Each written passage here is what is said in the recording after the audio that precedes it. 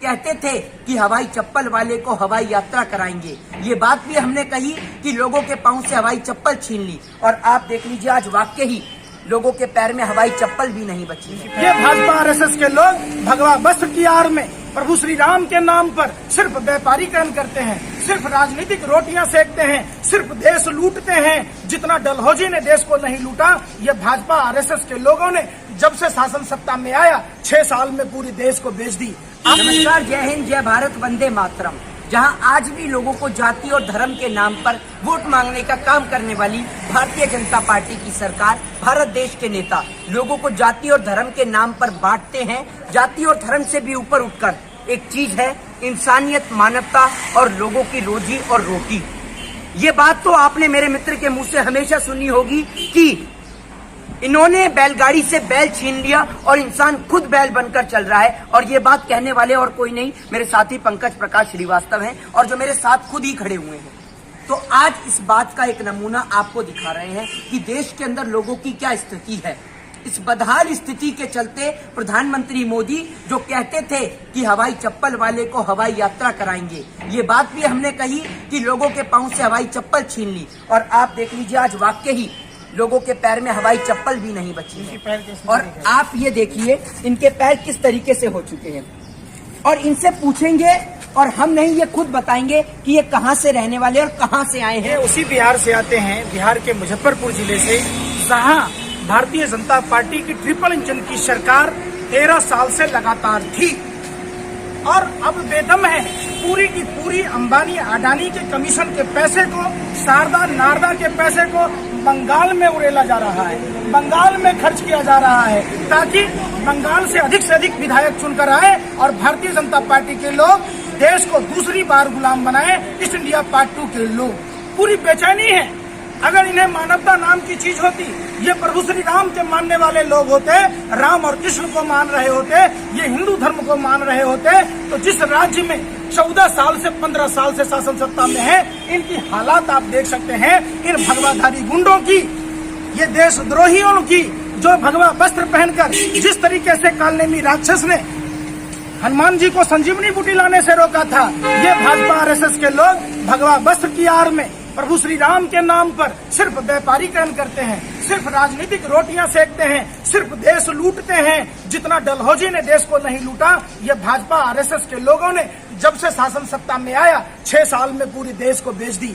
आज बंगाल की धरती पर मैं खड़ा हूं, बंगाल पर पूरे भारत का भविष्य टिका है। एक बार फिर भारत माता तकलीफ में है, भारत माता चीख रही है, चिल्ला रही है कि फर्जी हिंदू धर्म के ठेकेदार फर्जी राष्ट्रवाद के नाम पर देश को गुलाम बनाने की एक बहुत बड़ी साजिश है। सिर्फ बंगाल के लोगों को ही नहीं, पूरे देश के लोगों को सोचना होगा। पूरे देश के लोगों के भविष्य के बारे में बंगाल के उन मतदाताओं को सोचना होगा जिनका एक वोट भारत की जनता का भविष्य तय करेगा। आप देख सकते हैं इनके पैरों की स्थिति। 14 साल में ये बिहार में जो लोग चप्पल पहन रहे थे, उनसे चप्पल छीनने का काम किया। आपने लॉकडाउन में देखा होगा 55 डिग्री सेल्सियस में लोग प्लास्टिक की बोतल पहनकर चल रहे थे। भाजपा के निकम्मे निठल्लों, शर्म करो।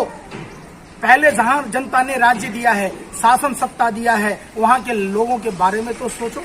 ये वही बिहार है, उसी बिहार के रहने वाले हैं जहां हर साल बाढ़ आती है, जान माल का लाखों का करोड़ों का नुकसान होता है, लोग जान बचाने को लाले पड़ जाते हैं। उस बिहार में कोसी, कमला, गंडक, बागमती, महानंदा नदियों पर डैम का निर्माण नहीं करा सकते, लोगों का लाइफ स्टाइल नहीं सुधार सकते, लोगों के पैर में चप्पल पहनाने की तुम्हारी औकात नहीं है।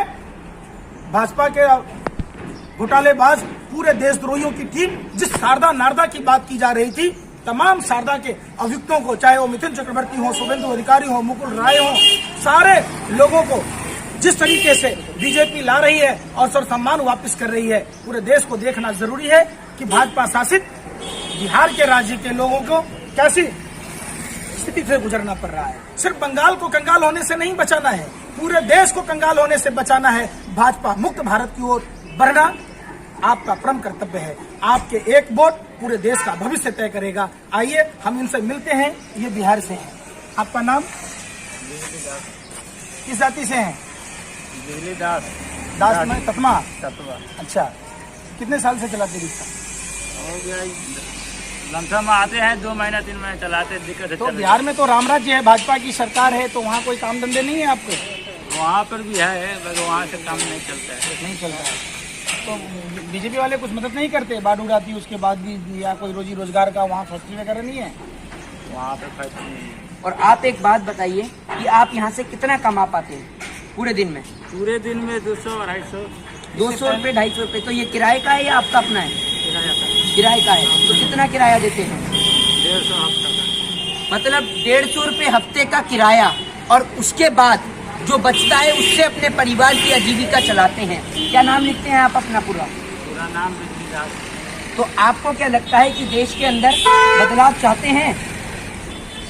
देश के अंदर बदलाव क्या होगा, जैसे होता है उसे तो देना पड़ता है। अच्छा, तो ये देश की जो सरकार है, यहाँ पर आपको कोई मदद दी जाती है? आप रिक्शा चलाते हैं, वो भी अपने कंधों के ऊपर नहीं, आप घर यहाँ पर नहीं, आप जैसे हिंदू हैं, हिंदुओं की बात की जा रही है, देश के प्रधानमंत्री हिंदुओं के सबसे बड़े ठेकेदार हैं, और को बंदर सा शकल लेके योगी आदित्यनाथ जो ढोंगी है वो भी आता है। तो हिंदू होने के नाते कुछ तो सरकार को मदद करना चाहिए, क्योंकि अब तो देश में हिंदू राजा है, राम राज्य की बात की जाती है।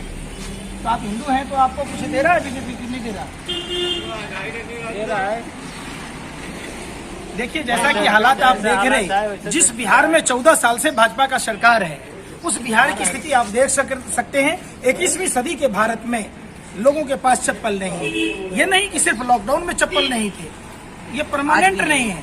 आज भी अगर बिहार के गाँव में देखेंगे, उत्तर प्रदेश के गाँव में देखेंगे, गुजरात में आपने देखा था, जहाँ 30 साल से भाजपा शासन में थी, वहाँ चलो झूठ के पार चलो, 10 किलोमीटर लंबी 7 फीट ऊंची दीवार बनानी पड़ी। उसी हरियाणा की स्थिति आप देख सकते हैं, और पूरे देश की स्थिति देख सकते हैं। आप जब बंगाल में चुनाव करने जाएंगे देश में, आप अपने अपने घरों में अपने बच्चों के भविष्य को देखना।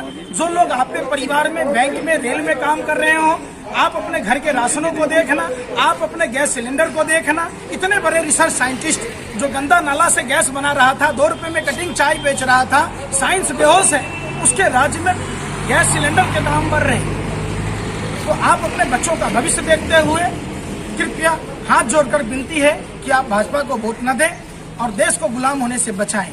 अगर भाजपा यहाँ आई तो देश को गुलाम बनाने से कोई नहीं रोक सकता।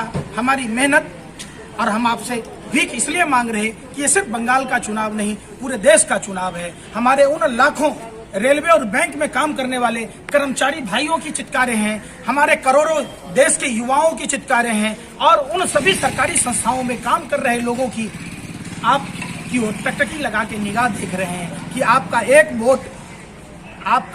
वोट हर किसी की नौकरी को जाने से बचा सकता है, देश को गुलाम होने से बचा सकता है। इसलिए हाथ जोड़कर विनती है, आप अपना लोकतांत्रिक अधिकार चाहे जिस पार्टी को दें, ये आपकी इच्छा है, लेकिन भारतीय जनता पार्टी को ना दें। एक भूल कमल का फूल, एक दिन बेवकूफ बनाने के लिए अप्रैल फूल, और हमेशा बेवकूफ बनाने के लिए कमल का फूल, जैसा आप 6 साल से देखते आए हैं। जय हिंद, जय भारत। तो देखा आपने कि किस तरीके से आज लोगों की स्थिति है, और अंत में सिर्फ आपको एक बार ये दिखाएंगे कि किस तरीके से बैल छिना बैलगाड़ी से और इंसान बना बैल। ठीक उसी कहानी को एक बार इनसे कहेंगे कि ये चलाकर दिखाएं कि कैसे ये चलाते हैं। थोड़ा सा आप इसे कंधे पर लेकर चलाकर दिखाइए जैसे आप चलाते हैं। तो ये देखिए, इंसान खुद ही बैलगाड़ी में बैल बन चुका है। ये देश की स्थिति है, ये नरेंद्र मोदी जी का 21वां भारत है, ये नरेंद्र मोदी जी की 21st सेंचुरी है। ये संदीप भाई, लोगों का हाल है, देखो जख्म, और पैर के अंदर कैसे जख्म हो रहे हैं। लेकिन परिवार का पालन पोषण करने के खातिर व्यक्ति को खुद ही बैल बनना पड़ता है। तो ये है मोदी जी का भारत। आप देखिए कि अगर इन जैसे लोग देश की शासन सत्ता पर, कुर्सी पर विराजमान होंगे तो यही हालत देश के हर एक व्यक्ति की। गाँव कौन सा है आपका? मुजफ्फरपुर में कौन सा? मुजफ्फरपुर गाँव पड़ेगा अपना मोतिहारी का जगह।